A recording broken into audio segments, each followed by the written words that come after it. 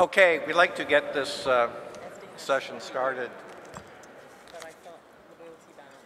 It's a pleasure for me to be back in my second home in a little more relaxed mode than I found myself at our annual conferences the last few years.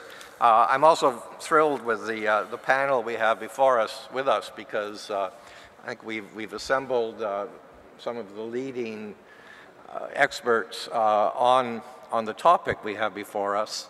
As others have said, you have the biographical notes in your books. I'm not going to say much, but with Nairi Woods and Danny Bradlaugh, we've got two academics who have written and talked very much on these issues. With Jo Marie Grace-Graber, we have somebody who's led a lot of civil society work, headed task force, and being a thorn in the side of the institutions on these issues. With Jack Boorman, longtime IMF official, many said that he, together with Stan Fisher and Michel Comdessous, were the trio that ran the IMF during the 1990s. But since his retirement, he's taken a much broader perspective on some of these governance issues. And Amar Bhattacharya, long-term World Bank official, but now heading the G24 Secretariat, who's been intimately involved in trying to resolve the Rubrik's Cube issue of IMF quotas and how to get something that satisfies everybody. The background paper you have, and I started off and sort of put to myself the question that, paraphrasing sort of the U.S. election, are we better off than we were 4 years ago? And certainly, if you look at the global macro situation, yes, we did avoid the precipice, but as we heard in the first panel, there are huge challenges and huge risks still facing us. If you look at the financial sector, financial stability, as you heard in the second panel, and was also stated in the Global Financial Stability Report of the IMF presented in Tokyo just a few weeks ago. If you look at it from an overall basis, we've not made much progress in terms of moving to a more stable financial system. And I think some of this can be traced back to the governance failure. We see governance failures not just within the Eurozone, but I think much more broadly. If Gordon Thiessen is right this morning in his comment that G20s can deal with big problems as they did in 2008, 2009, but they're not going to deal with more of the day-to-day cooperation, some would say coordination challenges, then that falls on the institutions. And as Paul Martin has argued, a major role of the G20 should be to ensure that the institutions, the global institutions that should be doing this, are doing what they should be done. We started off with the London communique, where there was a very ambitious reform agenda for reform of the global financial institutions that was set out. The IMF, the FSB, the World Bank, the WTO. But if you look and see what has been done, the ambition has faded. There's been a lot of focus on the IMF and quotas and representation. They're very important symbolically. I would argue they're not so important substantively. But if you look, the 2010 agreement was heralded as a historic breakthrough.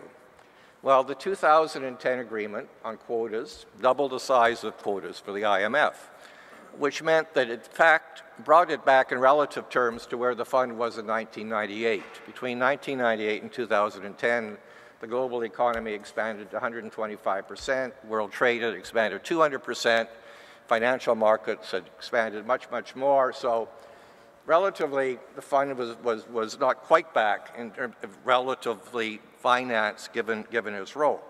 If you look at the board, and this change, there are going to be 2 less developed European chairs. So we now have Poland has replaced Belgium as executive director, as an example. I mean, I would argue that these are marginal changes. In fact, they've not been legally implemented yet because the necessary legislation has not been passed. And so we are left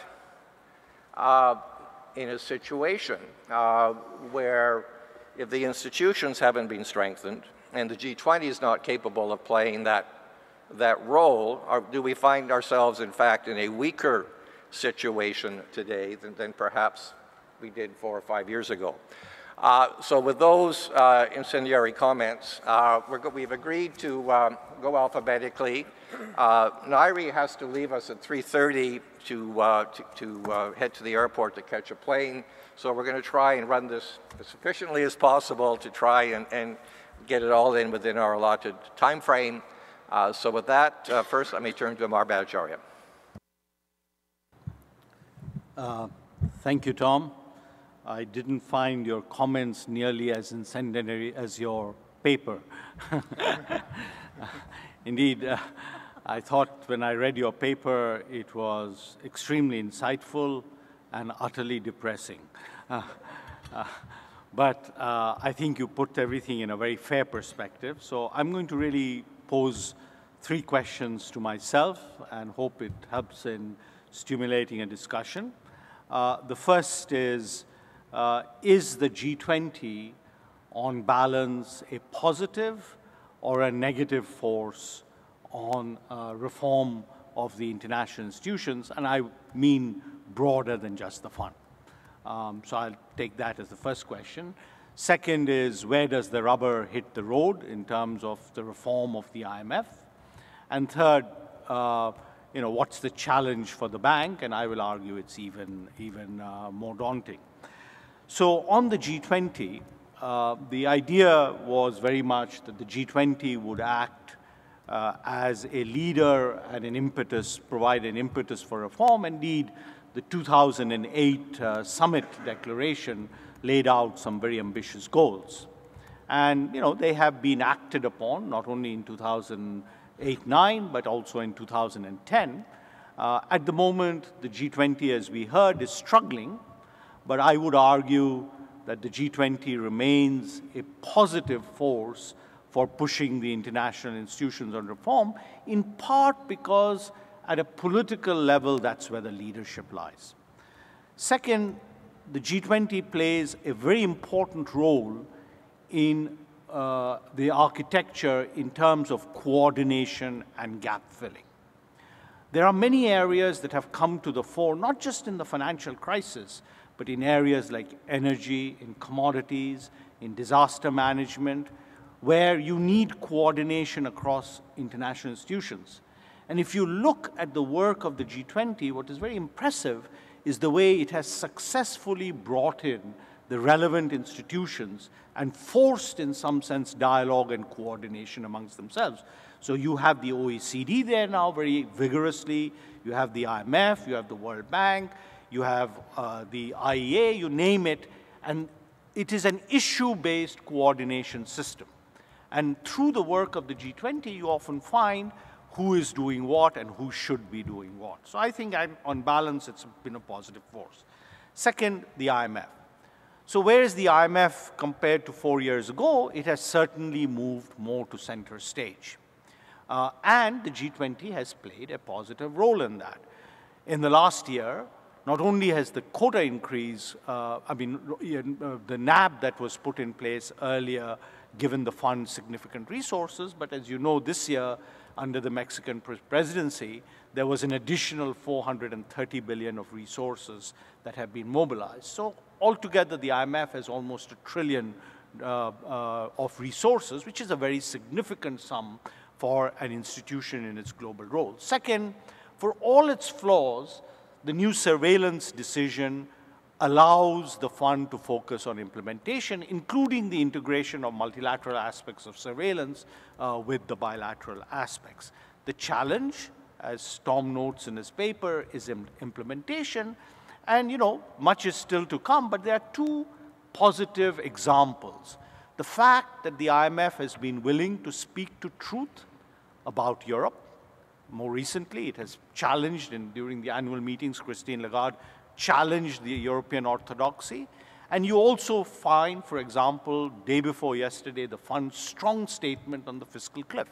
So I do believe that the fund is beginning to assert its role. Third, the low-income agenda of the fund has been buttressed by the agreement on gold. So in many ways, the fund is better positioned. But the key is, will the members really live by the rules of accountability and responsibility? And here I argue that while there are many aspects of governance, the quota reform, Tom, does remain the litmus test in the minds of the membership on whether the fund is willing to, in some sense, accept a new world.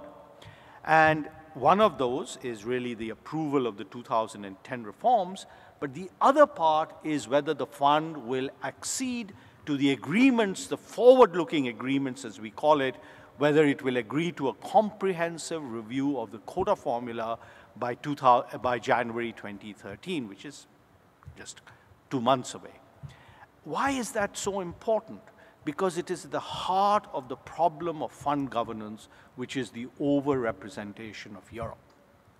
And I won't take up time here. I'll come back to it in the course of the discussion.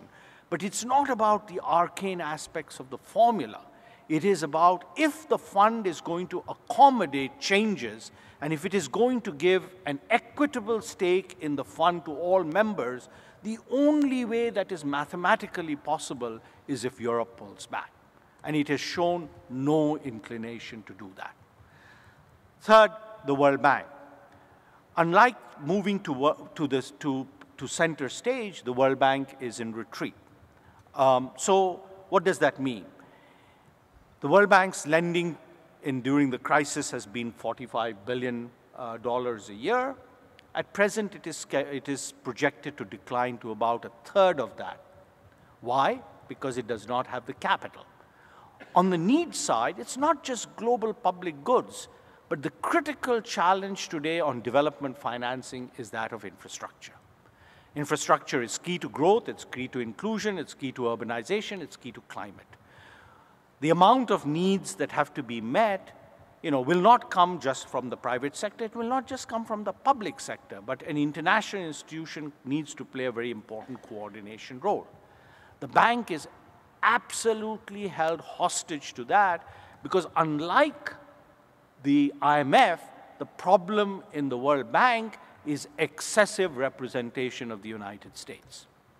And until these two aspects are addressed in a governance sense, you will not be able to get these two institutions to live up to their true multilateral potential. Thank you. Thank you, Amar. Amar is traditionally known as being the glass is half full, and we appreciate that perspective. Jack, over to you for the other half of the glass. Definitely half empty. Tom made reference to the limited progress that's been made in reform of the IMF, so I'm going to add to the agenda and see how that works. Amara is positive about the contribution made by the G20. I am closer to Jose Antonio's remarks last night about the problems with the G20. I think in part, some of the things that the G20 has done have in fact been harmful to the IMF, and in particular taking pre-cooked decisions on quotas and on various other issues into the fund effectively to be rubber-stamped by the other 168 or whatever it is members is not a way to invite an interest by those members in the institution. We know that for a period of time the emerging market countries were disengaging to a certain extent for various reasons from the IMF. Doing the kinds of things that we've seen done with decisions taken in the G20 and then brought into the fund for approval doesn't help that situation. So I'm going to talk about three things. One, that the G20 needs to change. Secondly, that fund surveillance needs to be improved. And thirdly, that the independence of the fund staff needs to be better protected. On the G20, as I said, I agree strongly with most of what Jose Antonio said about the lack of legitimacy of the G20 about the need for a constituency system to give voice to all players in the world economy, not just the 20 at the top. It's interesting, the only organization with treaty-based authority to influence country policies is the IMF. It strikes me as odd that the 20, who are signatories to the Articles of Agreement, which says the IMF is the forum for international monetary cooperation, go off and separately declare themselves as the premier forum for economic and financial cooperation. It seems to me there's a serious inconsistency there. How do we change things, though? I think as far as the G20 is concerned, there needs to be a move to a constituency system, but I think the way it needs to be done is through a merger effectively, I use that word guardedly, of the IMFC and the G20. When the G20 at the finance ministers level or governors level, and even at the leaders level, when it meets to discuss economic and financial issues, it should meet as the IMFC. The reasons for that are, A, it's a constituency-based system. You could even have rotating leadership within the constituencies, so the G20 wouldn't be a static mechanism as it is now with the same membership. There could be a change in that membership over time, as there is in the IMFC. It's important that you understand clearly that I'm saying this is only in the context of economic and financial policy issues. The G20 can go on talking about environmental issues and other issues as the G20 or whatever it wants to be. I would hope that it would become this merged institution, but for the time being, I think just sticking with the economic or financial issues would be sufficient. The leaders could meet at that level, but after listening to some of the discussion this morning, I would say that subsidiarity is very important. And clearly, I think, in light of some of the examples made this morning and others we can think of, too many issues are brought to the leaders. It was said this morning that on some of the bank reform issues, they didn't really understand what they were signing on to. That should be dealt with by experts in the first instance, and in my view, by ministers, and not taken to the leaders. That's on the G20. On surveillance, one of the problems with surveillance, I believe, is the vagueness of the conclusions that come out of the surveillance process. Part of that is a reflection of what we called peer protection instead of peer pressure. It shows itself in the language of summings up on individual country surveillance exercises. It shows itself sometimes in the public statements of the IMF, but I agree with Amar that more recently there seem to be more pointed comments, and I think that's all to the good. How do you strengthen it? I think there needs to be much greater and more specific focus to surveillance, and I think you can get that only if you move to a system where something like explicit quantitative indicators, which the G20 has begun to use, or what we call in the Palais Royal's report, norms, where current account balances, exchange rates, and other macro or financial issues and measures are set out in terms of what the expectations are for the performance of the country. If there's a deviation from that, if there's a breach of those norms, that should call for a consultation with the country. If after that consultation there is good explanation of why the breach took place and it's not a policy matter, end of story. But if it is a situation where policy correction and policy adjustment is needed, there should be, and for the systemically important countries, there should be discussion at the IMFC level of those issues. If the country does not do something to correct the situation, there should be some kind of sanctions. Use of SDRs, access to credit facilities in the fund, and other things. Without that kind of pressure, I don't really see how peer protection that's existed in the past is going to be changed to peer pressure. The last point I would make is on the independence of fund staff. I have been particularly concerned about the operation of the Troika in the European situation. My experience has been you have to search deep before you can find an IMF staff member who thought the first Greek program made sense. Virtually no one I've spoken to in the institution thinks that debt sustainability analysis was accurate, and of course that was the reflection that was reflected in the markets afterwards as well. How is it that the fund's staff views can be, I don't know what the right word is, ignored, put aside, and a program put to the board for approval which does not reflect those views? The independence, both analytic and political independence of the staff, needs to be protected in a way that it hasn't been, as far as I can tell, over the last number of years. There's lots of other issues on internal governance, like the selection of the MD, the management structure, the silos that operate in the fund and so forth, but that's for another day. Thank you, Jack. Danny, over to you and a view from Pretoria. Thank you, Tom, and thank you to CIGI for inviting me to this. I think Tom's paper was pessimistic, but it gave a realistic discussion of the prospects for reform. And I want to make 3 points, which are probably at a bigger picture level than the points that have been made before, but that are inspired by Tom's paper. And the first one is, I think, to expect anything else, to expect more reform was probably unrealistic. That the prospects for reform now, at the state we are in the world, are limited because the situation is inherently unstable, and that the reforms that we can get are inherently unstable.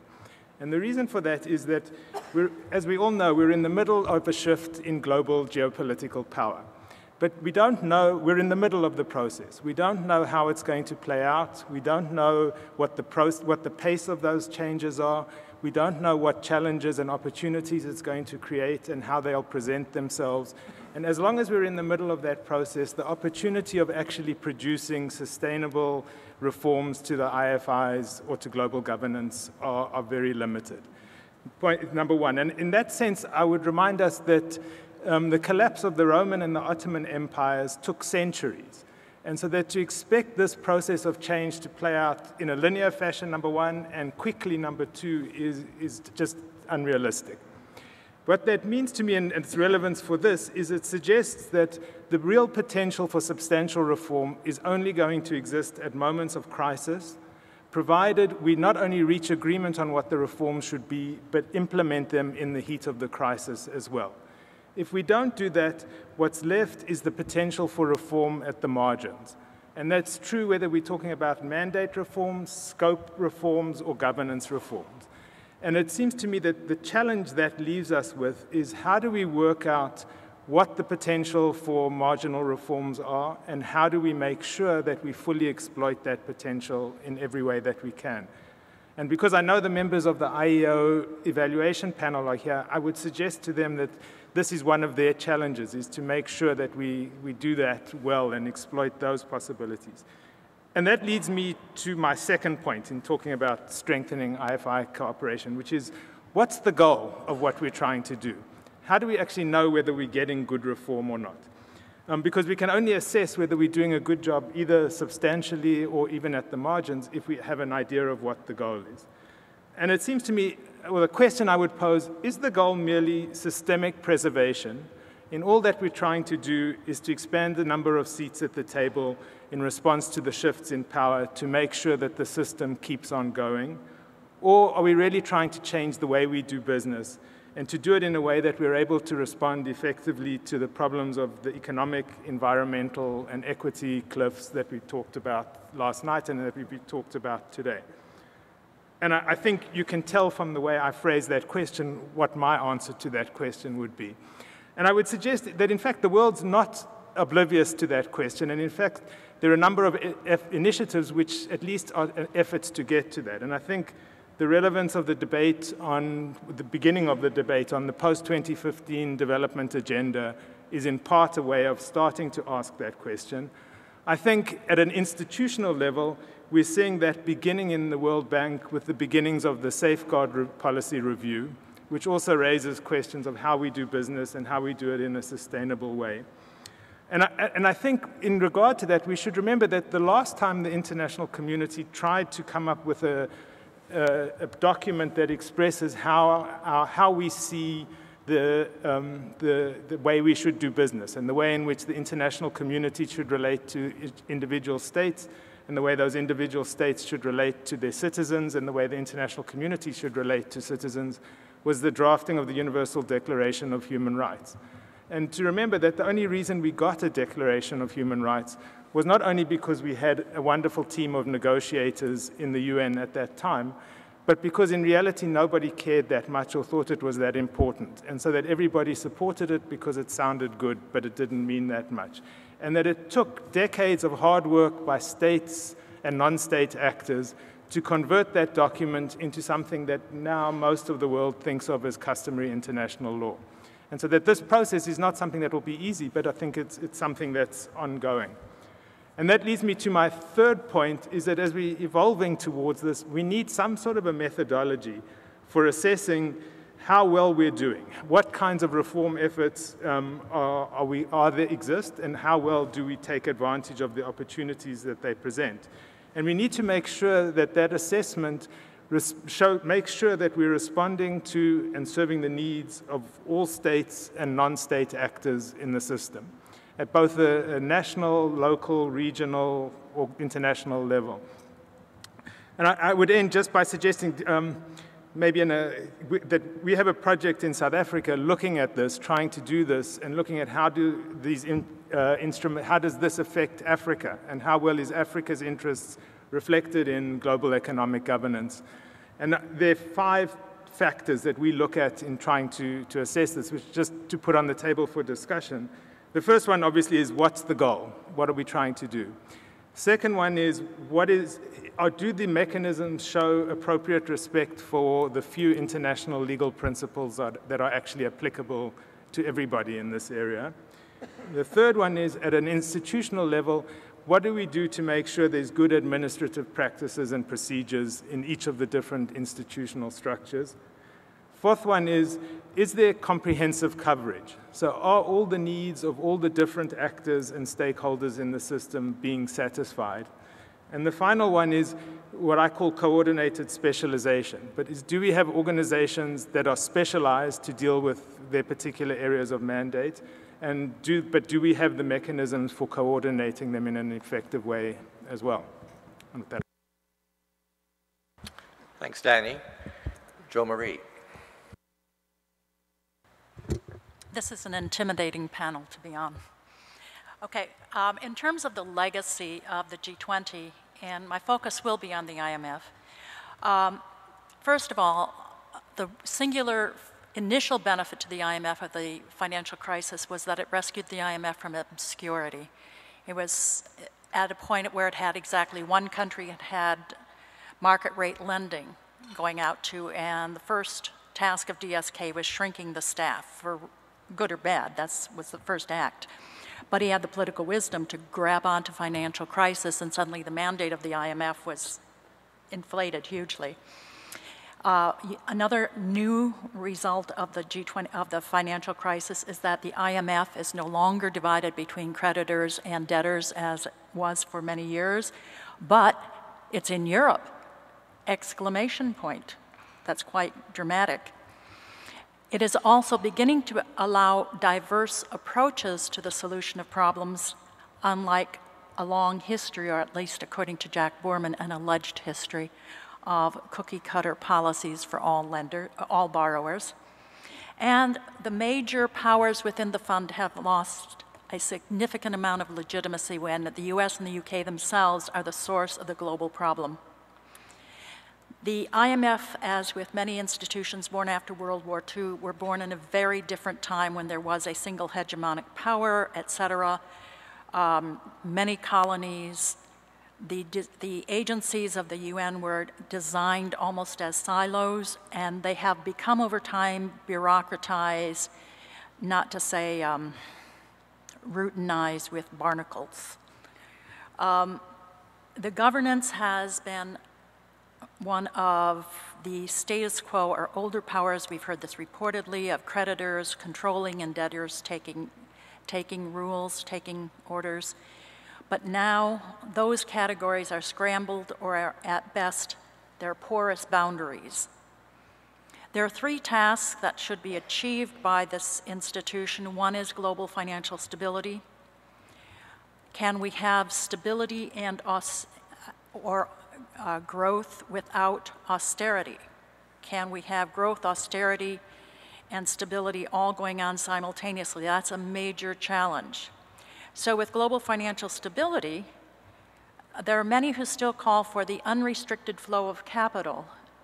And my question is, why not the unrestricted flow also of goods and of people? Why can some have unrestricted flows but not others? In looking at growth, not only do we need growth and financial stability, we also need growth with equity within the limits of the ecosystem. We need legitimacy that conforms to changing power configurations with new demands for real-time transparency that addresses the profound inequalities and dissimilarities among players, whether it's nation states or more local institutions, differences in the number of people, the resources available, the nature of the economy, regardless of how they're measured. There have been some recent positive incremental improvements within the IMF. For example, whereas the staff all started out as macroeconomists without in-depth knowledge of finance or microeconomics, they are beginning to understand finance because they have this new role, so hats off to them for re-education. But their openness to anticipating the impact of their policies on the real economy, the distributional and equity issues, is only just beginning. It's at its infancy and has years to go. Another positive incremental indicator is the beginning of the study of the exogenous impact of country X actions, as well as on country X's own options. There is a new surveillance approach, even though it is not permitted for political reasons to study global imbalances between the United States and China. Going forward, what is needed for a new and improved IMF? You've heard several things from the other members of the panel. One is a strengthened independent evaluation office, and Danny mentioned some things. I think the IEO, which was set up to be independent of management, should not have its reports vetted by the secretary to the board who is hired by the managing director. So the secretary to the board summarizes the reports of the IEO and then writes the summary of the board discussions. I think that's stupid. Excuse me. I know it's politically impossible to change, I know, but come on, guys. The other thing with the IEO is that the board asked management for a periodic assessment of how well the recommendations have been implemented. You will see that these periodic assessments always show that everything is either on time or completed perfectly. Something's wrong with that picture when the IEO keeps raising the same issues. So those are some, I think, some basic strengthenings of the IEO. You can name others if you will. A second problem of the IMF is governance, although what I would say is the quota formula is on its way to being strengthened, thanks to Amar and all of his cohorts. I think the IMF and the World Bank have brought us the genius of the constituency for international representation and for global institutions. However, a core issue remains the absence of accountability of the executive board. Jack and Danny and several other people were involved in a study we undertook, and we defined accountability as transparency, participation, evaluation, and an external complaint mechanism.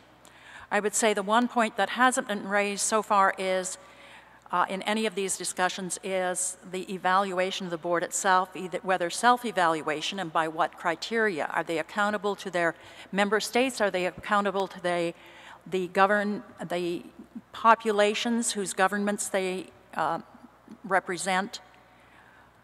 Are they transparent? Are they, so There's the evaluation of the board members by the countries and people who sent them, peer evaluations, and the role of the Board of Governors to evaluate the performance of the board. Those steps simply have not been taken, and Danny gets a chance at this point to talk about the need for external complaint mechanisms. Now, what I really find problematic with the board is you present them with what their responsibilities are according to the Articles of Agreement, and they say, well, that you are just too legalistic. That may be what it says in the Articles, but we cannot act that, we cannot do that because of politics. If political feasibility does not allow them, the board, to assume its full responsibilities, what needs to be done to dramatically restructure the board? And I would footnote Reverend Dr. Stephen Pickford for some concrete suggestions. So what is the role in the IMF going forward and effective international cooperation? It must be transparent and accountable in order to be genuinely effective. Thanks, Jo Marie. Just in the interest of disclosure, for those of you who don't know, these references to the IEO, up until 2009, I was director of the Independent Evaluation Office. In its terms of reference, there's a requirement that there be an independent outside evaluation done of the effectiveness of the Evaluation Office every 5 years. First one was done just shortly after I took over as director. In fact, Nairi was a member of that panel. It turns out that a current panel has been appointed in there for the second review, and they're in the midst of their work. Turns out that Antonio Ocampo, Stephen Pickford, and Cyrus Rastomji are the members of that current evaluation panel. So there are some cross messages perhaps going on here, and I just want to assure the current evaluators that I had nothing to do with any of the comments that were made here, but with which I must say I find myself in agreement. Nairi, over to you. Thank you, Tom. So I'll just make 2 points. The first is about why reforming the governance of the institutions is important for buy-in, and it's an elaboration of something that Amar said. And the second is really about some straightforward management reforms that could hugely improve the efficiency and legitimacy of the IMF, which I think have been neglected in any of the reform debates to date. So I think it is worth just pausing for a moment on the brief debate that happened on this panel about whether reforming the quotas and voice on the IMF is important. It can, for everyone involved, seem like a Sisyphean task of a decade of negotiations in order to advance by 0.5% of votes. There's a risk that the importance of it is overlooked. If you do believe that the world economy is in a moment or in a period of power transition, and if you pay attention to the fact that through history we know that international institutions persist, their form and structure persists. Indeed, that's why we have an IMF and World Bank that look anachronistic today. Then you might think about the fact that this is a very important and urgent moment to get more buy-in to the IMF and World Bank so that as power shifts, wherever it shifts to, we have institutions that all countries can continue to rely upon to some degree. And I think that argument for buy-in is overlooked by those who would cling at the moment to the power they already have in the institutions without realizing that they're creating an all-or-nothing game, that other countries, as they become more powerful, will simply seize those very same reins of power, when in fact this is an important moment to introduce constraints. And I think the G20 in that respect has been moderately successful in increasing the buy-in and in bringing emerging economies closer into strategic decisions being made within the fund. Indeed, that's what one of my fellow panelists criticized it for. I think that one of the things that's marring that buy-in and the role of the G20 is the persistence of the Group of Seven. I mean, the G7 has been an effective steering group within the IMF and a dilute, slightly different form of it within the World Bank. And so I understand the trade-off for policymakers in the G7 who have an organization that works. They know each other. They can have their telecoms when crises erupt. Whereas the G20 is a larger, more difficult group. It's harder to get a consensus and such like. But the problem politically is that if you persist with the G7, you cannot but help create the non-G7 group in the G20 and therefore create two power blocks within the G20 that are vying for the power to set the agenda, or some of you might feel if only they did that, or you're simply creating an ongoing G7 and the rest quite often defecting from the same degree of responsibility. So I think there is a real issue there. I think that's in the IMF. I think in the World Bank, the issue of whether we want a development assistance cooperation globally, which will persist, whether it's China, Brazil, or a cluster of emerging economies that rise up to become powers in 50 years' time. If you want that development assistance cooperation, however imperfect it might be, to persist, then it's going to require a lot more work. And what we're seeing instead, I think, at the moment is, although I think there are some very positive sides to this, is a strengthening of regional development banks and a strengthening of the activities of regional development banks and a retreat away from the World Bank. I do think there's some need for clarity in understanding the roles of the G20 and the IMF and World Bank, and just very briefly to underline that the IMF and World Bank, because they make binding decisions, do have representative structures which permit any country to participate in making those binding decisions. The G20 does not. And there's no point trying to create a G20 that does, because that would simply replicate. The G20, by contrast, is an agenda-setting coordinating group whose strength lies in the fact that it travels very light and can meet very quickly and set an agenda for the institutions which necessarily move slowly. There's no point pulling our hair out and saying the IMF should move faster. It has to move quite slowly in order that it follows due procedure and engages proper process to make binding decisions. But now let me move to just what I would call some straightforward management reforms. And here I'm saying something a little bit different to Jo Marie. I think actually there's been too much focus on the executive board, which we all know doesn't really make that much of a difference, except that it's convenient for managing directors and senior management to blame the executive board for being unable to do what they would otherwise do.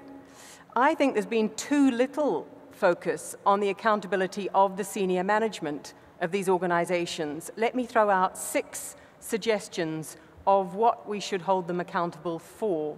And this is individually accountable. So first is the mandate focus of the organization.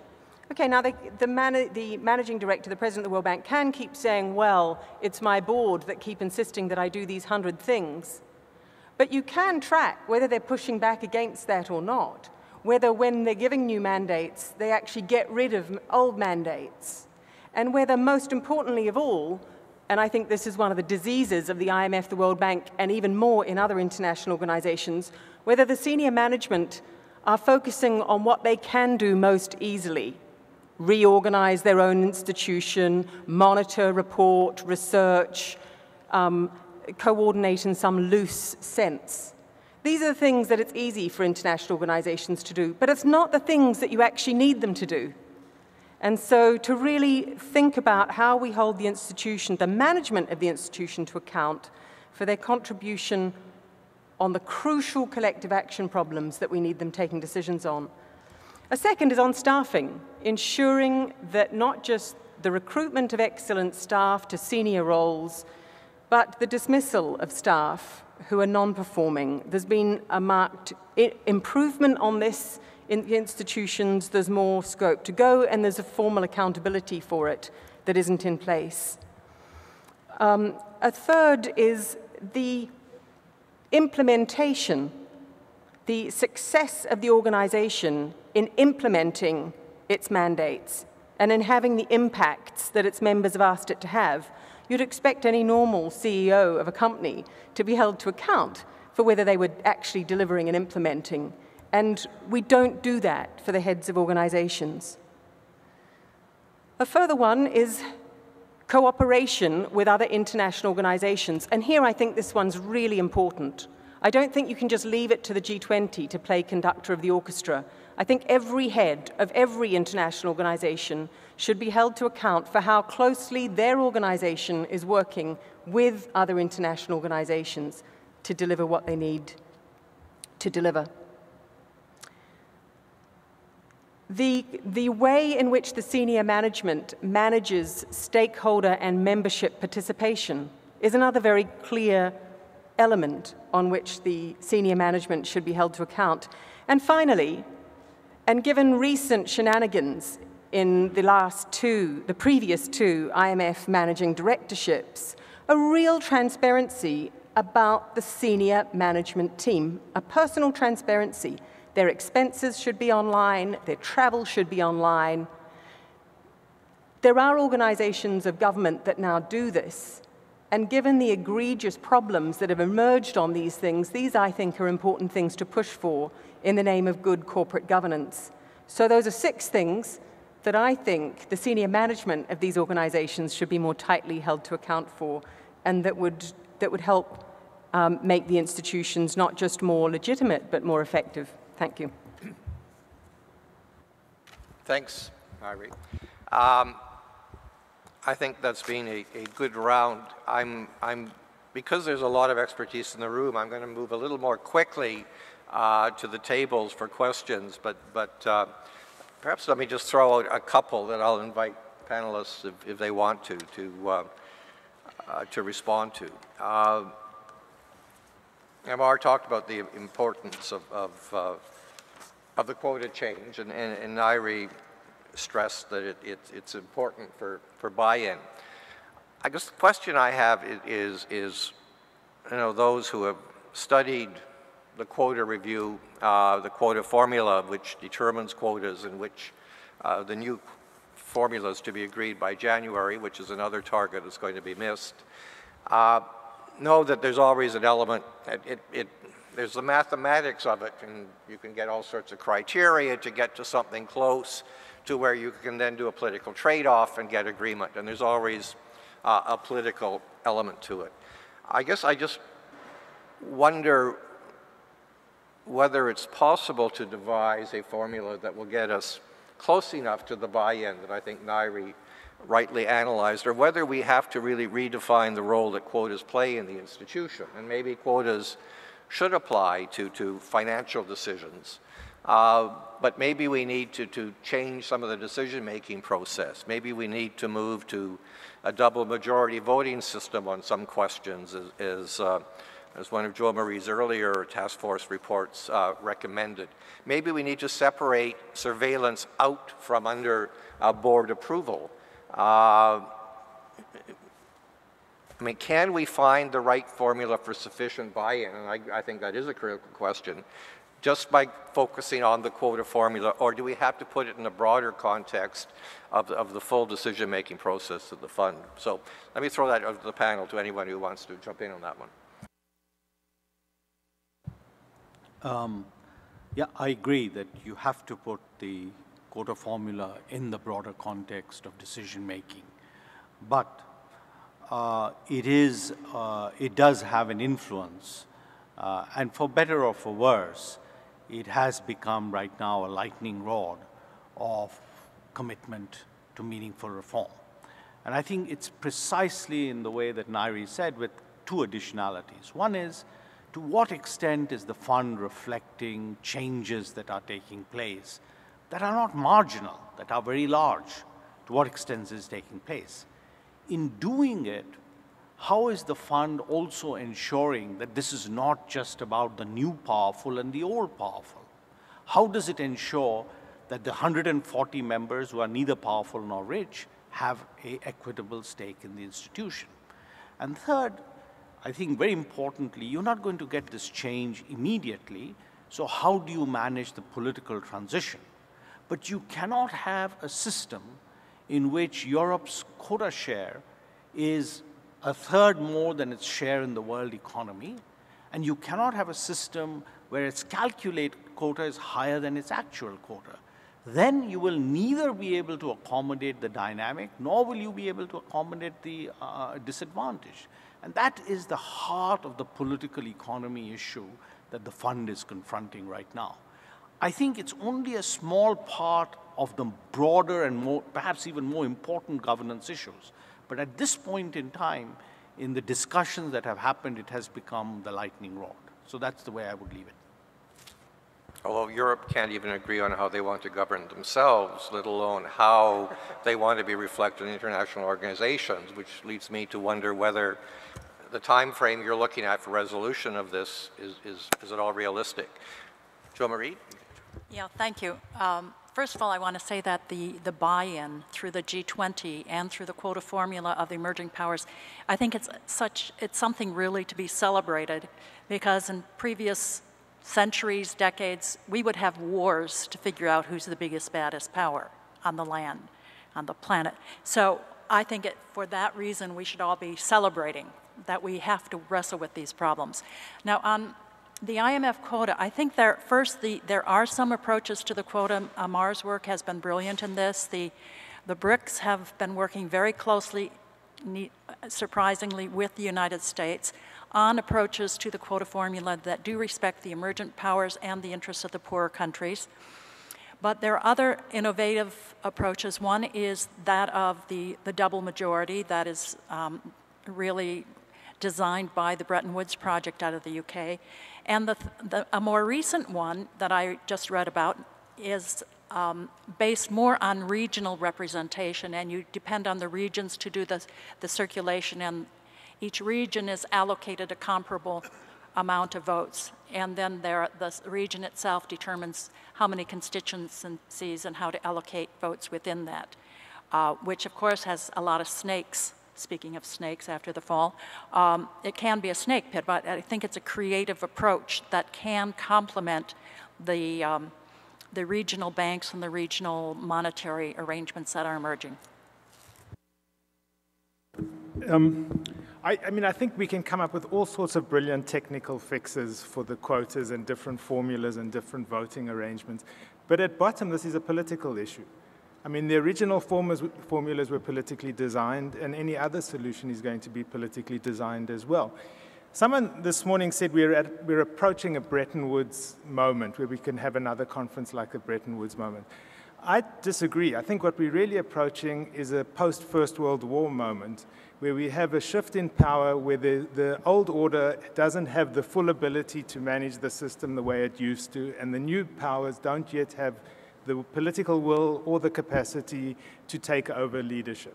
And that's why we're in this difficult moment. And that in this particular environment, why would the Europeans give up the power that they have in the IMF?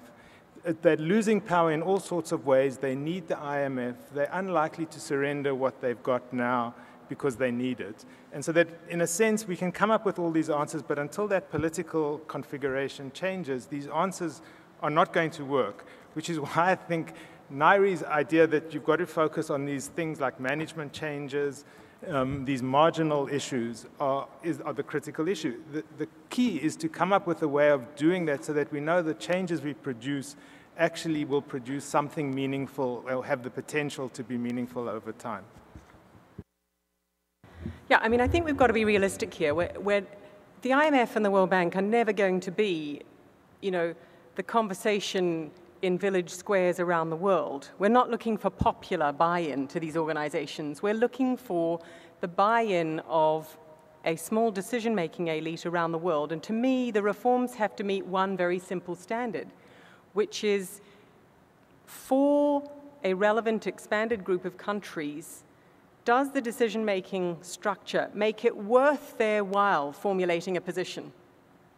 Because what we know those of us that have looked across many different organizations, is that the risk is that 3/4 of the membership say it's not worth us even apprising ourselves of the issue or formulating a position, because there's no incentive for the powerful at the table to listen to us.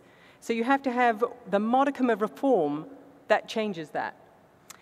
But the other thing I did want to say, because I think, and this is rising to Tom, saying Europeans don't even know how to govern themselves, is I think there's a risk when you have something like the Center for International Governance Innovation, that you bring together a group of people who, for all their criticisms of international cooperation, are enthusiasts about it, are interested enough about it that they come along wanting more of it. And that makes us all weirdos for most of the world, right?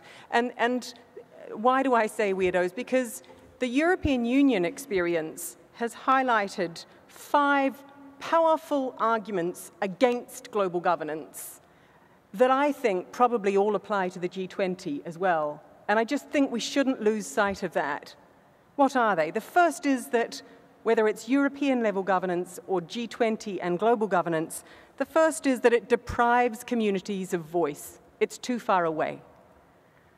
A second is that it gives false comfort. It's pretend governance. It doesn't actually work. It just gives you the semblance that something's being done, but it doesn't actually get implemented or become effective. A third is that it's always hegemonic. It's just a way of entrenching the power of the most powerful 1 or 2 countries in the world. A fourth is that it's hijacked by powerful private interests, whether it's Wall Street working through the US to ensure that the IMF pushes blindly for capital account liberalization or whatever. A fifth is that it's sort of civilizationally impossible. There's not sufficient agreement about values. In the European Union, there's not sufficient shared values to take cooperation forward in a meaningful way. And likewise, the complaint that many in the G20 make, that there just aren't enough shared values, even about process, to take forward agreement in a powerful way.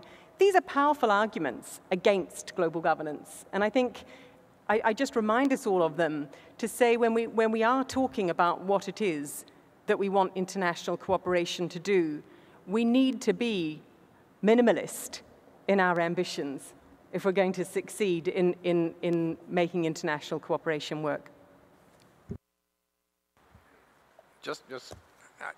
I think those points are valid, but in terms of the European countries, I mean, if you look at the WTO, they have found a way to deal with their representational issues, which is the European Commission speaks for Europe. There's one voice at the table. They caucus internally. They sort out their position.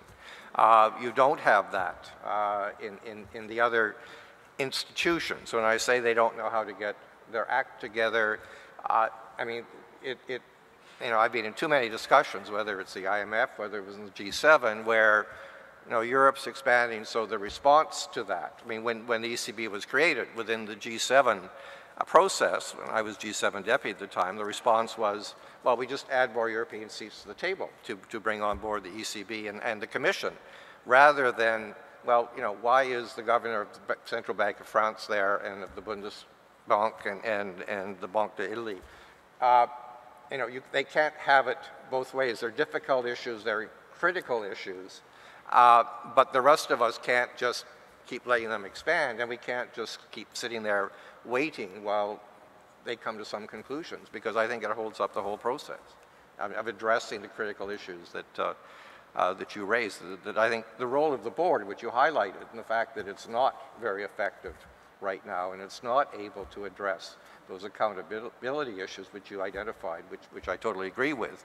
I think this is all part of the process, and until we can address some of that, we probably can't really get at some of these other ones. Do you want to come back in the Jack? Just very quickly, I mean, the reason why the European Union can work as one on trade is because cooperation is easiest when it's in the face of an external threat. That's why NATO worked. That's why the G7 worked in its own way in the IMF for a period. That's why the EU comes together in the face of an external competition or external threat. It's cooperation within that's difficult, whether it's for the G20 or whether it's for the European Union. And I think that's that's what you're opening up. What was it, Stephen? Number of, when I think we were on the board, I mean, Rennie and France actually agreed we should move to a single chair, and they had people from their respective governments in the other ED's office, and there was some embryonic steps. I mean, that's just disappeared. We're not moving forward. Jack. Danny made an important point about knowing what it is you're wanting to get from reform, and amongst other things, keeping the goals in mind. Well, what are the goals here for the international community in terms of the working of these institutions? I think you can make an argument that if efficiency is your only goal, you can probably do it with 2 or 3 of the biggest members of the institution, and essentially through all kinds of devices forcing acceptance of those decisions on others. That may be the most efficient. I don't think that's what we want. I think we want to use Nairi's term, a buy-in, starting at the country level, the regional level, and so forth, working up to through a system that gets you the best decisions that are best for the entire world. And in thinking about things that way, that's why I come to the view, as Jose Antonio did last night, about the need for a constituency system within the G20, or within the IMFC at the present time. But I disagree, I guess, with some of what Nairi said about the G20 as just an agenda-setting body. I think that's what you said. It's not. Clearly, as far as the aspects of IMF reform, it has been a decision-making body. They made the decision on the 2010 reforms, and they brought it into the fund, and somebody in the board here who was sitting there that time maybe wants to correct me on that, but that is certainly my impression. And that's what's wrong with it, in my view. If it was just an agenda-setting body, I would say fine, then put the agenda items off to the relevant institutions and have them discussed within that format where everybody has a voice. But if they're going to take decisions and bring them into the institutions, I think you have a problem. Can I abuse my privilege of having the microphone just to make one point, which you may appreciate? This idea that the IMF ran around the world telling countries to liberalize their capital accounts, I thought that myth was put to its death in the excellent report that was done by the IEO. An in-depth report about when countries made their changes, when they liberalized, why did they do it? They did not find out that it was pressure from the IMF, except in a very, very, very limited number of countries under specific circumstances, like Korea after the 1997 crisis, because they had really messed up the way in which they liberalized the system. And the fund, as part of the conditionality of that program, said do it differently. But over the sweep of history, that simply has not been the case. Can I just make one point? So just one quick retort on that, Jack. Let me just ask one question. Why in 1997 was it proposed that at the annual meeting, the IMF Articles of Agreement be amended to open up capital account liberalization when the fund had not any empirical evidence that this was in the interests of member countries? It was surely only ideologically driven. No.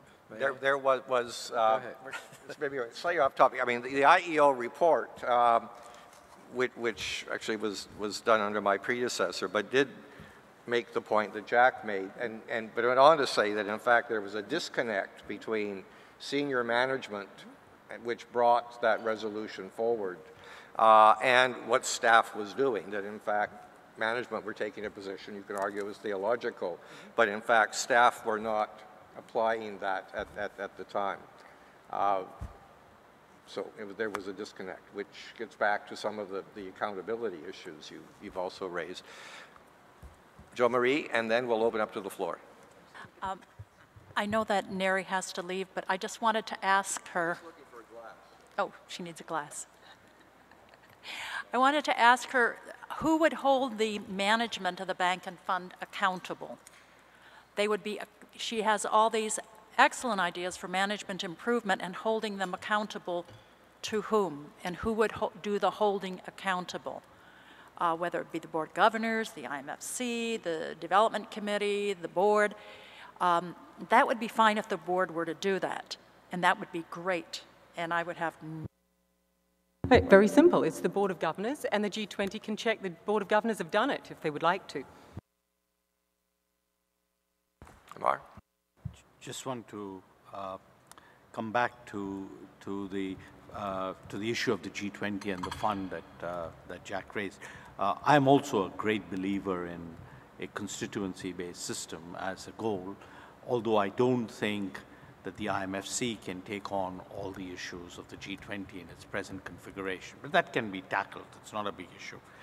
The issue of the day, though, is the G20 an unblocking mechanism or is it a blocking mechanism? Let me explain what I mean by that. If, for example, you have a stalemate in the existing governance, meaning the board or the IMFC, the G20 can play a role, which is what it did in 2008, 2009, to push the reform. Just to quote an emerging market colleague of mine, he said, we must not have forum shopping to preserve the status quo.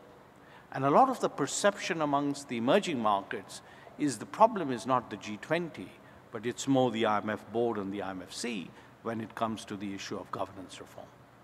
I mean, I'm just saying that's an aspect that you have to keep in mind, but you should not take away the decisions that would appropriately be made. And it's partly, therefore, related very much to this issue of balance of voice and power. Okay, I'm getting instructions to go to the floor. We already have, I think, four questions, which may use up all our time if we're going to allow our speakers to make one final comment. So let's go to table 2 first. Thank you. Behind you. I appreciate this commentary about us moving towards better multilateral surveillance, because that's really the essence of this. I mean, I think that Mr. Gordon Thiessen at the very first session explained how when the IMF came to do its Article 4 in Canada, the one thing that they wanted to know was what was happening in other places to help explain sort of the big picture. And that's really the value out of the IMF, is it has a comparative advantage of knowledge on what's going on in other countries and being able to put the puzzle pieces together, hopefully. But unfortunately, we have an organization that not only is constricted legally, in the sense that its articles of agreement literally say that you are to advise governments bilaterally, and you're not in the business of multilateral surveillance. I understand there's been adjustment to that recently, but still, how the staff were able to finesse the interpretation of that, from my understanding, was basically to focus on the spillover concept. They still can't give advice on multilateral surveillance in the same sort of expectation that we would have of them, which is them to give the big picture to country officials. Now, there are still some deep organizational structural problems in the IMF that will continue to keep this sort of silo mentality, where we have area departments, where we have a Department of Africa, a Department of Europe, et cetera. We're not, forward thinking there yet to really allow this sort of cross-fertilization, either across departments or across country desks, for that matter, within regions. So there's still a lot of room to grow there. But what I'm going to ask, and if I could be a little provocative and point the question directly to Jack, and sorry to put you on the spot, but having been in the position you have been, as well as being in the PDR, do you believe that the staff today have the skill set, the know-how, to actually do multilateral surveillance, or are they trained, in essence, to really be bilateral, to think bilaterally in the sense that they give advice only on a domestic capacity? I'd love your thoughts on that. Actually, I'm going to ask Jack to respond to that now. It was also a question I was going to ask if there was a dearth of questions, which there's not. But I'd also, this point of does the fund have a mandate or not to do multilateral surveillance, where I think there are some misperceptions. I mean, as a board member, in the 90s, I certainly believe we had a mandate to do multilateral surveillance. And in fact, I think I recall it was Michel Comdessu who convened a group of Latin American ministers for a forum of regional multilateral consultation. So a lot of what's being touted as new, in fact, was there, but clearly there have been dissatisfactions with multilateral surveillance. So, do you elaborate? That exercise you referred to is a really interesting one because the perception was in Latin America that the Asian crisis really had nothing to do with them. In fact, when we were looking at the exchange rate changes that were taking place, it was perfectly clear that the competitiveness of some of the Asian countries was increasing enormously, and it was beginning to impact Latin America. The managing director, to his credit, brought the finance ministers of the Latin American countries together, and we discussed this issue, and I think they walked out convinced because we were able to demonstrate to them the effects that were already becoming evident. That's a good example of multilateral surveillance. The fund clearly has a responsibility for multilateral surveillance. I think if you read the Articles of Agreement, it's not focused on individual countries. It's talking about monetary cooperation in the system. You can't say anything about the system unless you have a process of multilateral consultation. There was a decision taken just recently called the Integrated Surveillance Decision, terrible name, which goes very clearly to this issue. Multilateral surveillance responsibilities are now spelled out in detail. And secondly, there has always been an issue, came up most obviously in the Chinese context, about the extent to which the fund can go beyond external aspects of a country's policies and the exchange rate. This new decision says domestic policies count. And domestic policies have to be a fundamental element of both domestic and bilateral and multilateral surveillance. So I think it's there. Spillover effects are the beginnings of it. The second issue, if you go about the quality of staff and are they prepared for this, let me just interject. I in no way, shape, or form speak for the IMF. I am not, I have only one little formal connection left with the IMF besides my pension. That's beside the point. If you go back, as I did, and you look at the global financial stability reports in the years leading up to the financial crisis, you will see a distinct improvement in their capacity to analyze financial vulnerabilities over the years. It was probably not what it should have been. They identified many of the issues in the lead up to the crisis, but they didn't, as people have been saying, connect the dots. They didn't go that next step to a what-if set of questions. The WEO, I think, was somewhat, in my view, weaker at that period, but I think the WEO has also changed a lot. This crisis has made a fundamental difference on the perspective that the institution brings to these questions. Well, the only last point I would say, when I mentioned this to Gordon when we were talking after that first session, he's absolutely right in what the membership wants from the fund. And within the fund, there is a view. My own view is no country faces an economic problem that has not been seen someplace else in a little bit different dress, but basically it's there. That experience is the single most important thing that the IMF has to bring to countries. What was done when countries in other parts of the world faced a similar kind of question? And now, of course, the added dimension, because of the change in the views on multilateral surveillance, is the spillover effects. What are your countries doing to the rest of the world, and what has the rest of the world done to you? And I think those are two really important changes. Thanks. Okay, we've got 4 more questions. If I could ask people to be as brief as possible. We'll go to table 4, where there are 2 questions. 3, okay. The first is, I essentially want to support something that Nari said about regional development banks. Nobody wants to see the World Bank in retreat. But the fact is that the priority should be on the multilateral development banks. The one I know the best and work with the closest is the African Development Bank. It is crucial that it be the most powerful financial institution in Africa. And so I just simply would make that point in response to MR. The second thing is that in terms of talking about the G20, I think it's really important that that as we talk about the G20 and that we're somewhat frustrated that it isn't able to do things that hit the peaks that it did, for instance, at the London summit, is you cannot hold the G20 responsible for the fact that two of its most powerful members, that is to say the United States and the European countries who make up the European Union, are bound by their own dysfunctionality of their governments. And the fact is that that does affect the G20.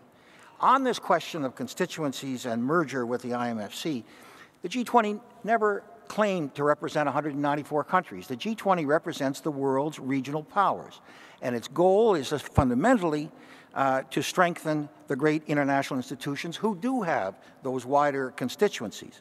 But even if you don't buy that, and I would make the argument very strongly, the fact is that a number of the major members, I remember when this issue first came up, China made it very clear. It wanted no constituency.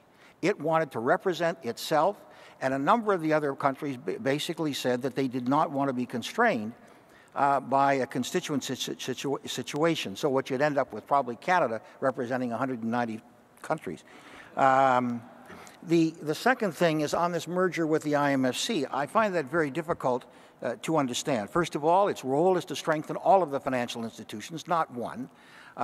Number two, it never would have been able to do the Financial Stability Board in the way that it did if, in fact, it were part of the IMFC. And third, as Jack himself said, if it's going to take on climate change, or at least send the signals on climate change, then again, it has to be the organization as it is today, constituted today. Final, and this is a question I would put, I think, to you, Jack, or to Tom, and that is in terms of the strengthening of the IMF, surveillance, spillover policies, which we talked again about this morning. It's fine for the IMF to tell Europe, as it did in Tokyo, to get a move on.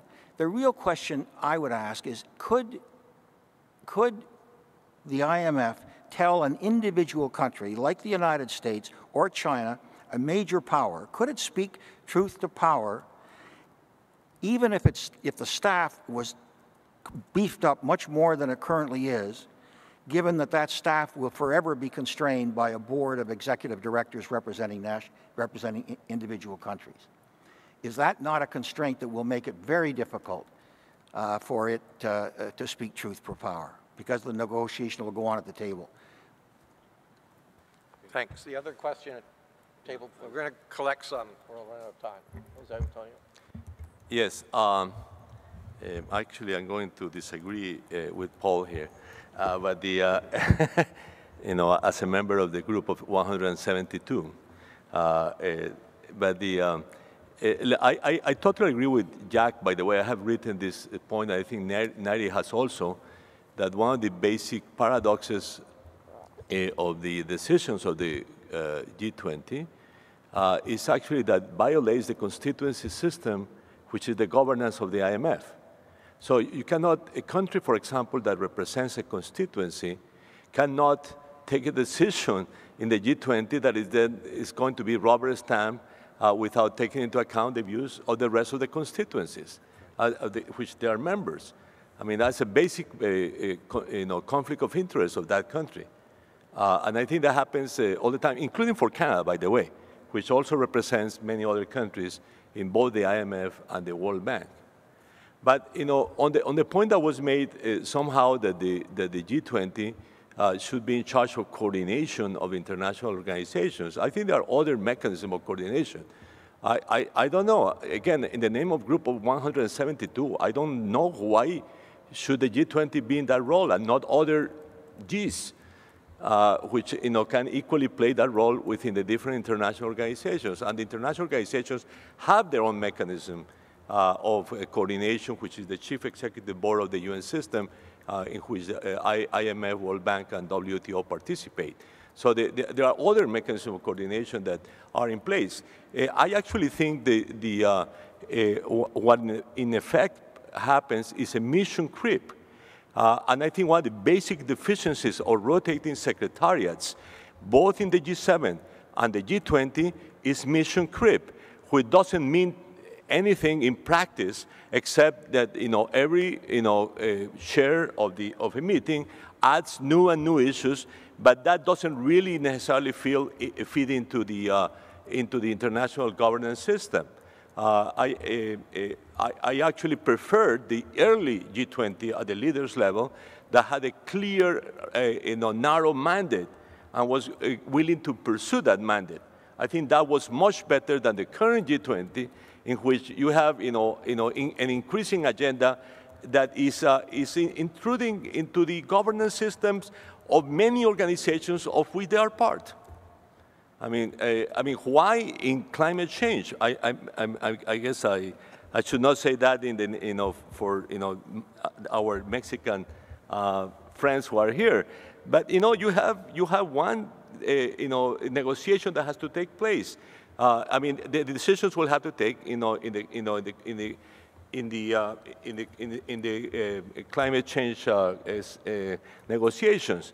And for that, let's get, that group or any other group should get together in the G20, in the climate change negotiations to pursue that agenda. I don't think that's an issue for the G20. I think that the mission creep is one of the fundamental deficiencies of the G20. Thanks. We have time compression here. Table 3, very quickly. Well, there's 2 from table 3. I'll speak first, and then Cyrus will have a few comments. Firstly, on this question of buy-in, it's essential for the effective performance of the fund that everyone, all countries, buy into it, because it is a cooperative institution. And effective surveillance is going to have to depend on buy-in, otherwise the fund will only be effective if it can influence debtors. So buy-in is essential to it. Part of the problem, I think, is that we criticise the institution when we should realise that the fund is the makeup of all the 195 or whatever its members, and when we criticise what's happening, we should be criticising the membership of not making it be more effective.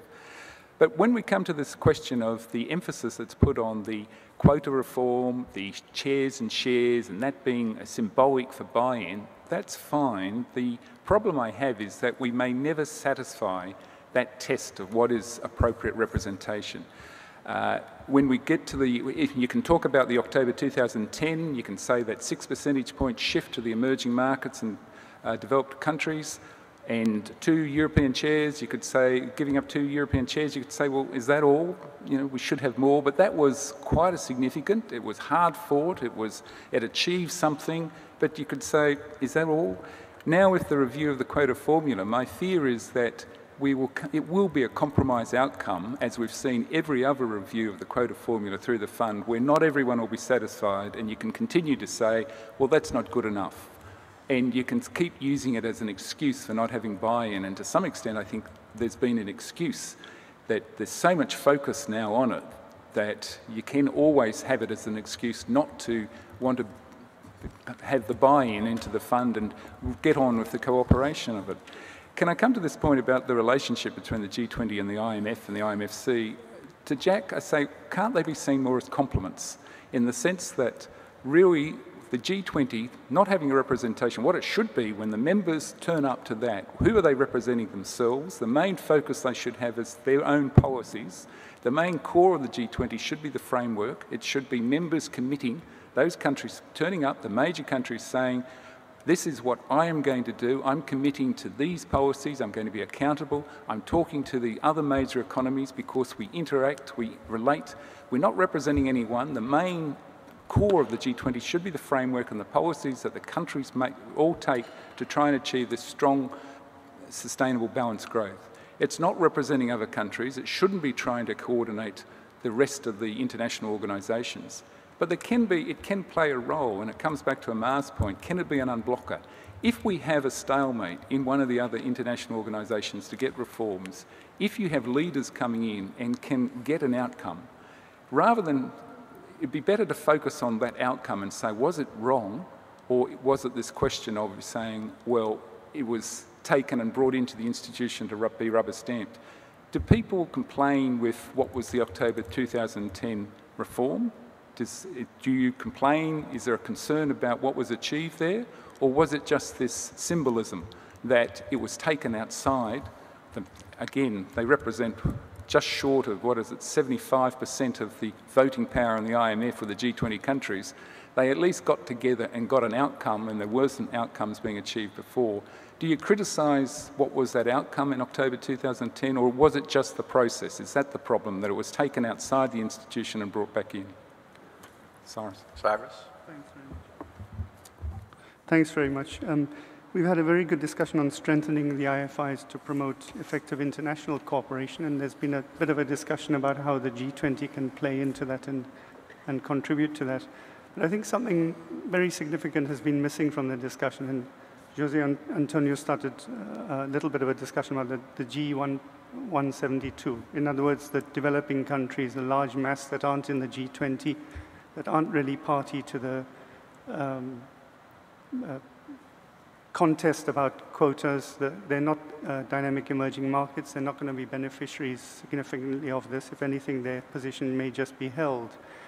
It seems to me it's missing a major area of the purpose of international cooperation. If the fund and the bank are in the business of development, they need to do a better job, and not much is being done in that area. During the crisis, I think the fund and the bank recalibrated, did well, responded qualitatively much better than they had done pre-crisis. Some instruments, some facilities, some mechanisms were improved, and they did a good job during that period. But I think some of it's now sliding, and I think that it's happening in a context where global development challenges are accelerating far beyond anything that the fund, bank, G20, or others have actually stood up to and recognized. I think the challenges are urgent. I think the plot is being entirely missed. I see no movement on climate change by the large institutions. I see zero understanding of it from a development perspective within the G20. If international cooperation is meant to be effective for the international community, we need to start moving more quickly to calibrate responses and make them effective for the broader international community. I see no progress being made on trade. No one really wants to go near ownership of the trade agenda, frankly. Everyone looks at the WTO, but the shareholders are the same. And these are two very, very critical Achilles heels in progress to sustainable development by the vast majority of the membership of the bank and fund. So I feel we're missing something, not only in the discourse, but actually in substantively understanding what it is we're trying to strengthen in promoting effective international cooperation. And I think part of this leads to the issue we'll discuss tomorrow, which is about leadership. I just wanted to make that point because I think it's missing somehow from the debate. Thank you, Cyrus. We have one more question at table 10. Nairi is going to have to slip off. I offered her a chance to say something, but she said she was going to do it quietly, but as she slips off, I just wanted to thank her very much. And, thanks, Nairi. So the last question then, table 10.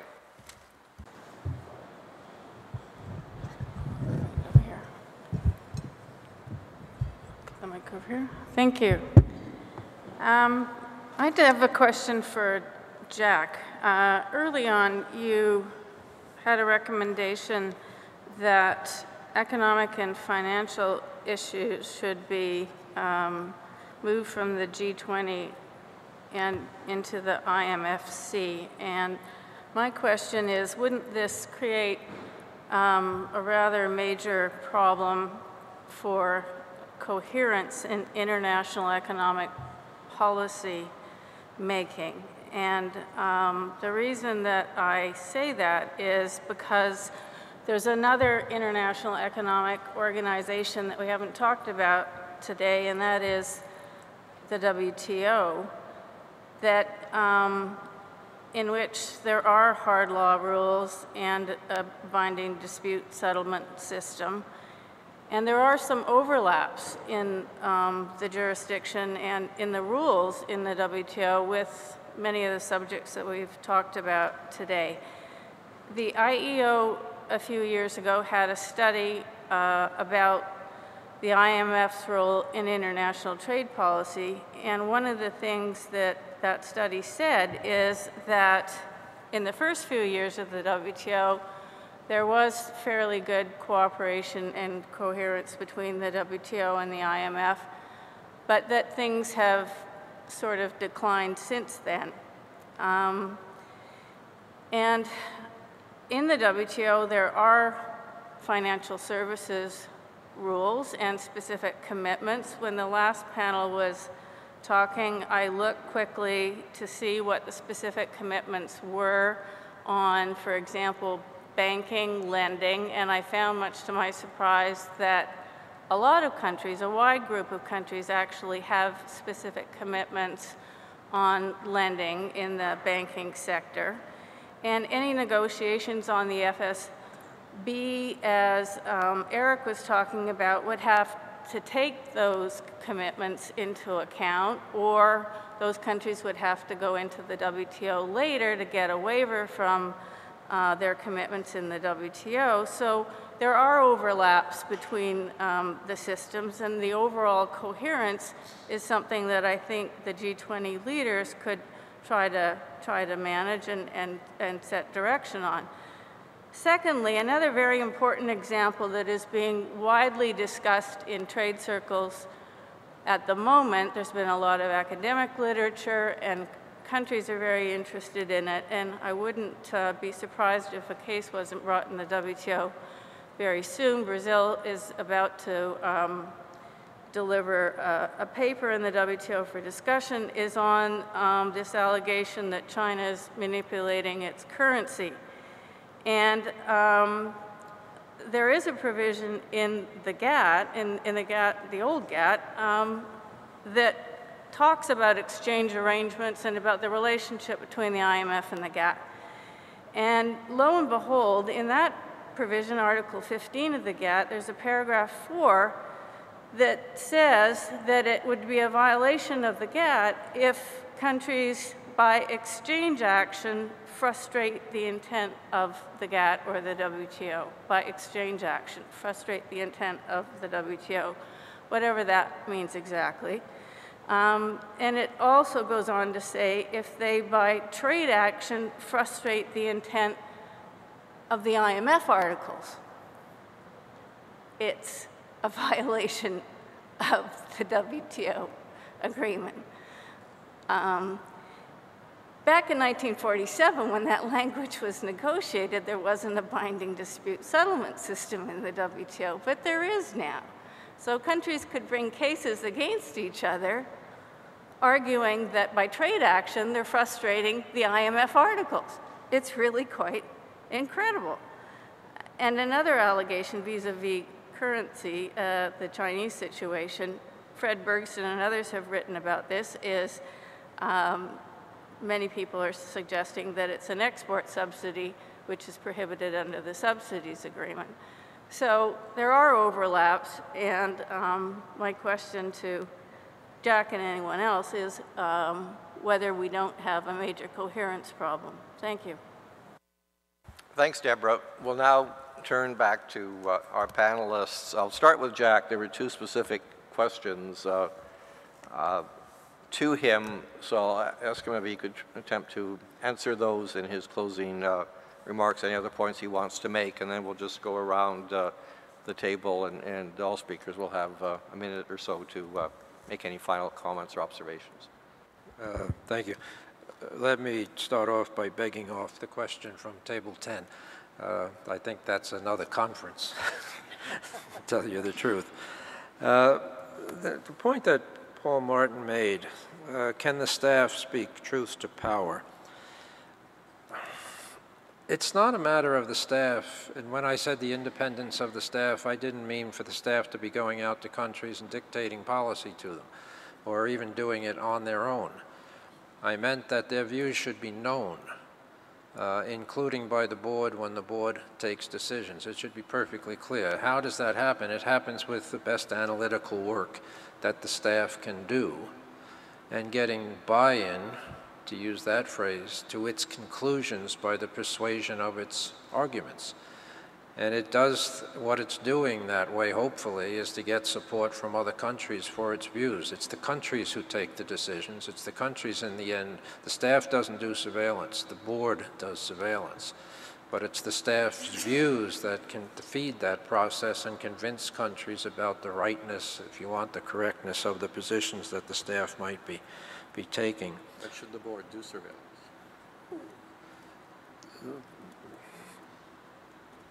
Yeah, I have my views on that. I actually think it would be better if the staff and management did surveillance and not the executive board. There might, but that goes then to the whole question of accountability of management, independence of management and staff, and then the board's role in holding their fire to the feet to make sure surveillance is being done properly.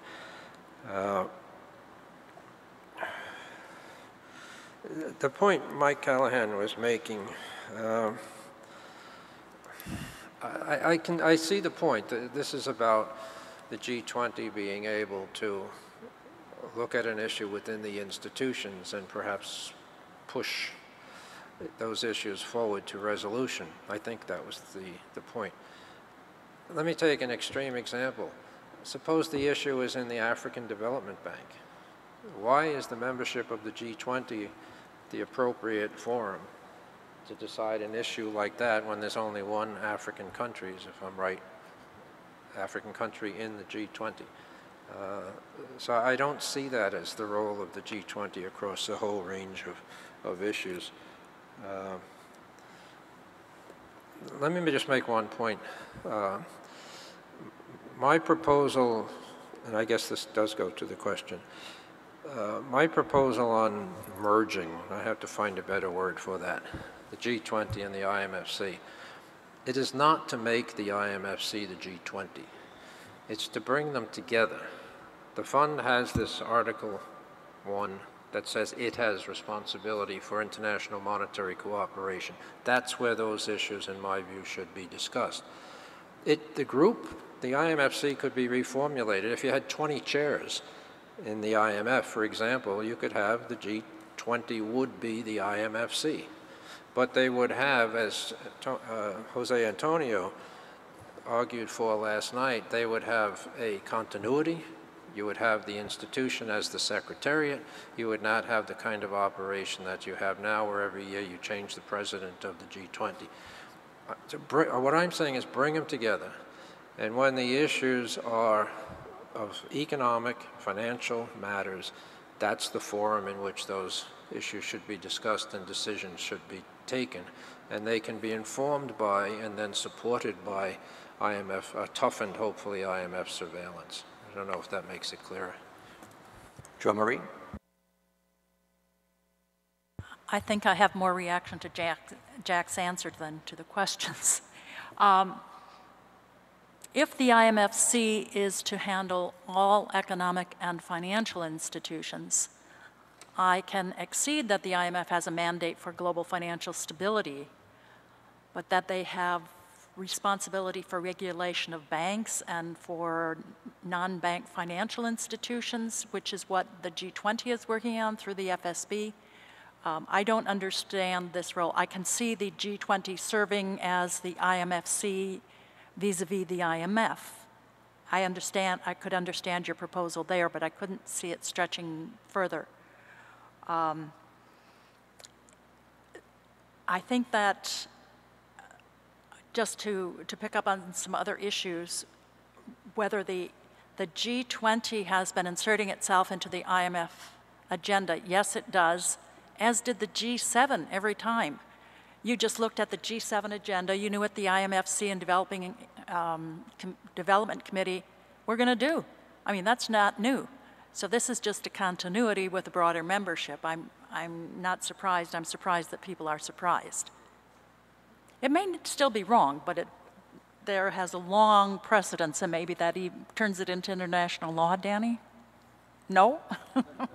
And then I have a couple comments at the end. Thank you. End. Okay. Okay, there was, sorry. The other item I wanted to say is that I find it highly offensive, almost on a personal level, when the G20 says, well, you know, the Latin American, Inter-American Conference on Tax Administrators shall do thus and so, and the UN shall do something else. The UN Tax Committee shall do something. Who the heck do they think they are? I mean, why can they give orders to all of these different groups, regardless of who they are or what their mandate is? So it really seems like they're overstepping. It's not even a suggestion, or would you please do this? So we think this would be lovely if you could do it. They say, and these groups shall do X, Y, and Z. It's wrong. On the other hand, when the FSB in its new charter, it can no longer even have oversight over the standard-setting bodies. Why are they able to be wholly independent of the FSB, but everyone else is to take orders. I don't understand that discontinuity. Amar? So this issue of coordination and legitimacy, it's an inherently difficult issue. Yes, there is, as Jose Antonio correctly pointed out, increasing mission creep by the G20 as there was mission creep by the G7 before. But part of the reason is that there isn't really an alternative system that works. I mean, you know, we would like it to work, but it does not work. And part of that is because ministers of finance and central bank governors are not actually as engaged in the UN discourse as they should be. And there isn't a mechanism, therefore, for that kind of UN system coordination. Having said that, I think that let me flag a couple positive aspects that have happened with very, very active leadership amongst recent G20 presidencies. The UN system now has a central role in the G20 discourse. You know, they participate in the deputies, finance ministers, leaders. So in a way, all of the institutions that are relevant in the global arena are now actually in the room. So one of the reasons, Jean-Marie, why the G20 says thou shalt do this, this, this, is partly because there have been huge consultations before. So it's like not we are telling you, but that's where the global arena is.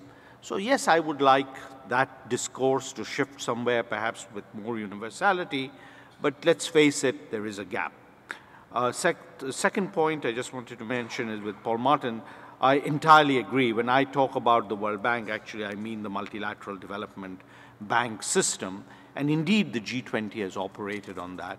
And third point in response to Mike Callahan's thing, I don't think we will ever get an outcome on quota reform that everybody will be happy with. But getting an outcome that is considered reasonable by most people is an important goal. And so it's in that spirit I think we have to approach it. Thank you. Danny, last word. I've just got two quick points related to this issue of the G172. It seems to me, as Amar was saying, is that international organizations are playing a bigger role in the work of the G20. All of those international organizations, the IMF, the World Bank, the UN, they all have universal memberships. Part of their responsibility is that they should be representing the views of the G172 in those meetings, and they should be consulting and reporting back on what's happening in those meetings. And I hope someone will correct me if I'm wrong, but to the best of my knowledge, none of that happens, and that's a serious failing of those institutions. That's point number one. Point number two is there's one member of the G20 which is expected to play a constituency sort of role, unlike every other member, and that's South Africa, which is, as the African representative, is expected to speak for Africa as well as South Africa. And it has the C10 as a process for consultation to understand what Africa's views on issues are. It doesn't work perfectly, but it is a model that other countries could follow. And there's no reason why the members of the G20 couldn't take it upon themselves to do more of a consultation before and after meetings as well. Thank you. We've eaten into your coffee time. I'm asked to announce that the next session 4 will start at 4 o'clock. I don't, as others, don't intend to sum up. John Helliwell, who's been working on happiness indices, will do that tomorrow, and I'm sure he'll give us some cause for optimism. So my last charge is just hope you join me in expressing our appreciation to the panel for a good discussion.